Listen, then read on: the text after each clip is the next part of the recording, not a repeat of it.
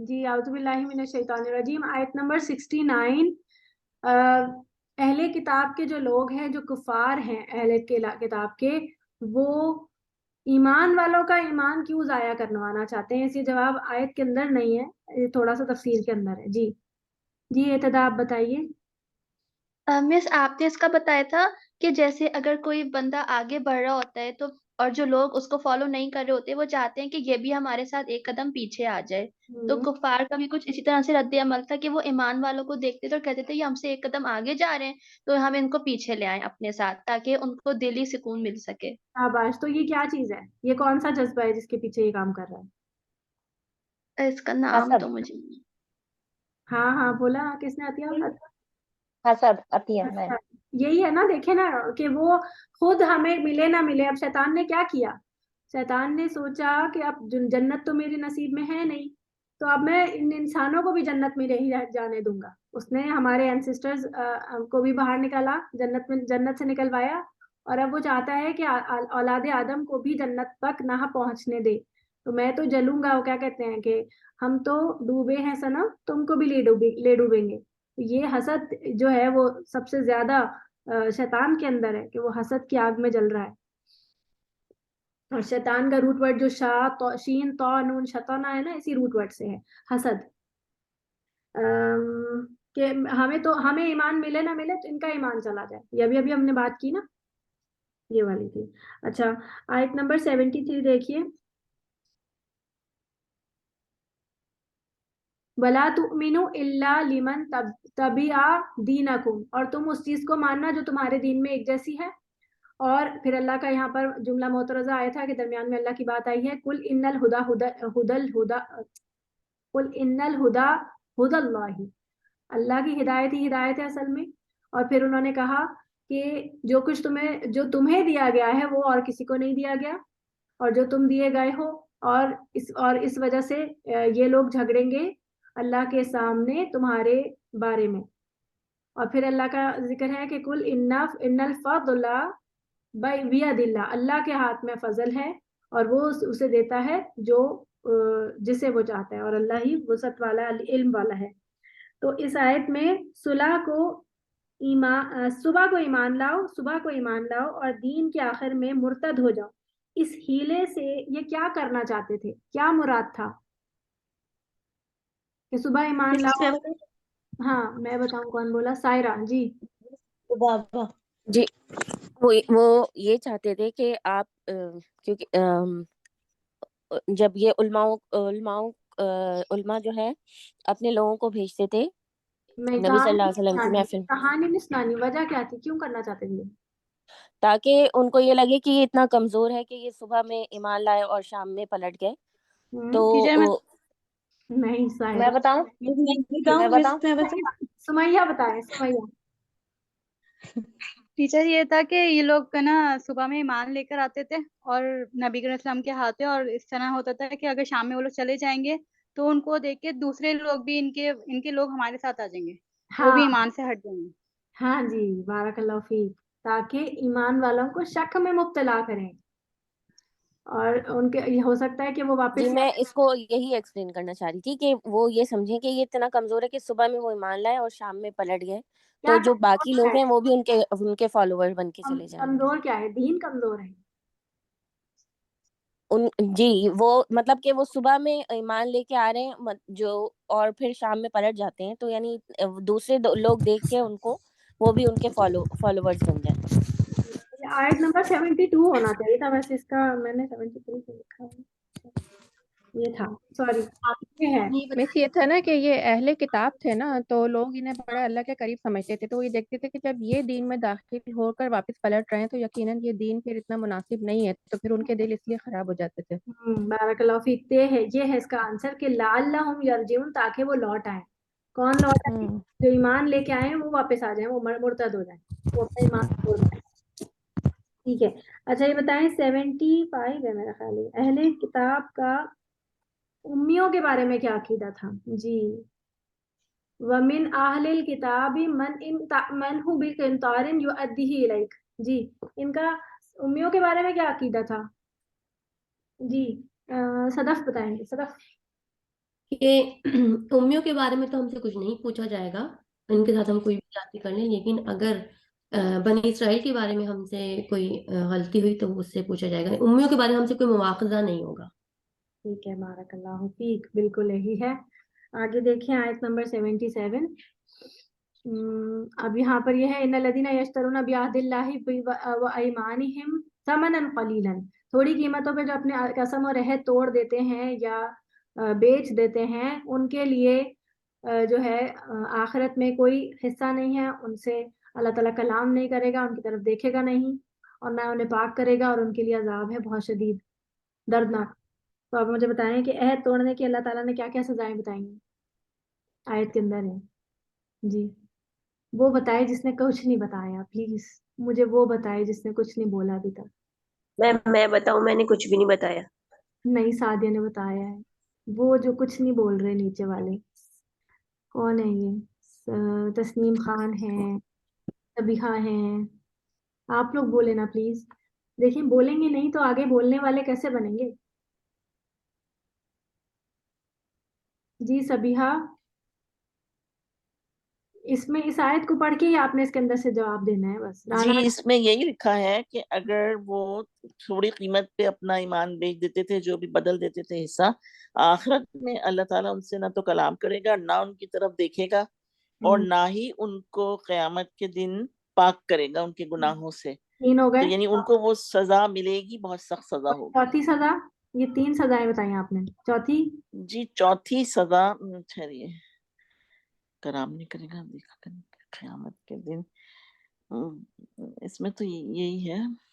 बल्कि 5 है जी, मुझे 3 5 अच्छा नहीं, 2 और नहीं मुझे याद आ रही। मैं बताऊं? जी जी बताएं। उनका दर्दनाक अजाब होगा। हाँ, और एक और बताएं सबसे शुरू एक में। मैं हाँ, मैं बताऊं, हाँ बताएं। अमल बर्बाद हो जाएंगे। हैं? अमाल बर्बाद हो जाएंगे, कोई हिस्सा नहीं होगा। शाबाश, इसका कोई हिस्सा नहीं होगा, शाबाश, बारकल्लाहु फीक। ठीक है, तो अब आप लोगों को टेस्ट से घबराहट तो नहीं हो रही? टेस्ट इतना मुश्किल नहीं होगा। पूरा टेस्ट आपको बता दिया अल्हम्दुलिल्लाह। अब सारा नहीं मैम बता- घबराहट तो बिल्कुल भी नहीं हो रही, और वैसे भी छोड़ने का तो हम लोगों ने सोचा भी नहीं। अगर 0 भी आएगा तो भी तो नहीं छोड़ेंगे, पूरा कंप्लीट करेंगे इंशाल्लाह। 0 क्यों आएगा भाई? इतना सारा आप लोगों ने पढ़ा है, 0 तो नहीं आना चाहिए। चलिए, नहीं, वो आप कह रही है ना मैम कि लिखने में घबराकर छोड़ने के बारे में सोचेंगे, तो नहीं मैम नहीं, हम ऐसा छोड़ने के बारे में होता है। अल्लाह ना करे जब भी बिल्कुल मैं सोचेंगे। टेस्ट के बाद, जब भी मैं टेस्ट की अनाउंसमेंट करती हूँ, मेरे पास सुबह से मैसेजेस आना शुरू हो जाते हैं, टीचर हमसे हो नहीं रहा, हम जो है ना कोर्स छोड़ रहे हैं, और हमसे तो तर्जुमा ही याद नहीं हो रहा, टेस्ट तो फिर बहुत दूर की बात है, हमसे तो टेस्ट होगा ही नहीं, बस वो हाथ पांव भूल जाते हैं सबके। हाँ थोड़ा नहीं समरी, नहीं बात दरअसल ये है कि डर नहीं लगता है, लेकिन क्वेश्चन समझ में आ जाए फिर बात है। हाँ इंशाल्लाह तो आ जाएंगे, अब तो आ जाएंगे ना। अब देखिए हम आपको समझा दिए किस तरह से हाँ क्वेश्चन। हाँ इंशाल्लाह जी मैम, आपने बहुत अच्छे से एक्सप्लेन कर दिया सारा कुछ। बहुत इंशाल्लाह। आप हर टेस्ट इतना अच्छा देती हैं, और माशाल्लाह से सूरह बकरा से आप हमारे साथ हैं, अब तो आदत हो गई आपको टेस्ट अच्छा, देने तो की। सूरत नहीं बकरा फिर जैसा भी बहुत डर टेस्ट लगता है। होगा। अभी वाला टेस्ट जो है वो थोड़ा सा है कि तफसीर से भी है, क्योंकि इस दफा मैंने तफसीर पढ़ाई है, खुद पढ़ाई है, तो इसलिए मैंने थोड़ी सी कुछ चीजें ऐसी, जैसे कि इबरत का माना क्या है, अल फुरकान है, किताब है, मुहकमात मुतशाबिहात, इनके इनके माने जानने जरूरी है ना। जब तक कि आपका टेस्ट का डंडा नहीं होगा ना, आप इन चीजों को देखेंगे नहीं, फिर वो सिर्फ किताबों में रह जाएंगे। मैम जी, मैम अल फुरकान का मतलब हिदायत है ना? अल फुरकान जो है ना, उसका माना है फर्क करना। तो इससे मुराद एक तो किताब है कुरान मजीद, ठीक है, एक तो दूसरा जी मुअज्जज़ात थे, मुअज्जज़ात, और तीसरा जो है वो फुरकान जो है वो आगे, क्योंकि जंग बदर की भी बात हुई है, तो यौमुल फुरकान भी उसको यौमुल फुरकान भी कहते हैं। तो हक ये तीनों चीजें मुराद हो सकती हैं। मुफस्सिरीन ने इन्हीं तीनों चीजों को जो है वो अल फुरकान की तफसीर में लिया है। दोबारा बता देंगे प्लीज।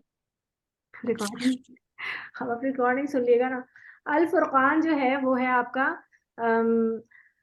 कुरान मजीद, दूसरा मुअज्जज़ात, तीसरा यौमुल फुरकान यानी बदर का दिन, जंग बदर।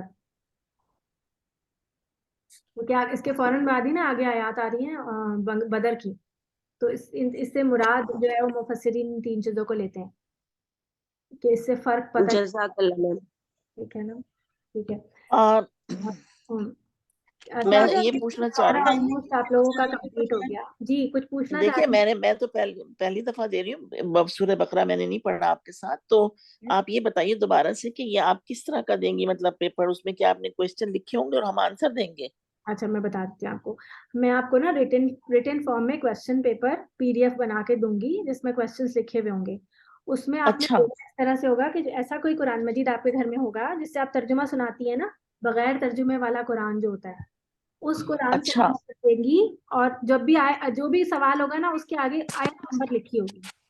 कोई भी सवाल में अच्छा लिखा होगा, उसके आगे आयत नंबर लिखी होगी, तो आपने वो आयत निकालनी है और उस आयत को गौर से पढ़ना है। सिर्फ अरबी होगी उसके अंदर, सही है, ये याद रखिएगा, आपने तर्जुमा नहीं खोलना। आप उस आयत को गौर से पढ़ेंगी, आप उसका तर्जुमा अपने जहन में विजुअलाइज कर लेंगी। ये अच्छा, इसका मतलब सारा ये बनता है, बहुत आराम से तसल्ली के साथ, कोई जल्दी नहीं।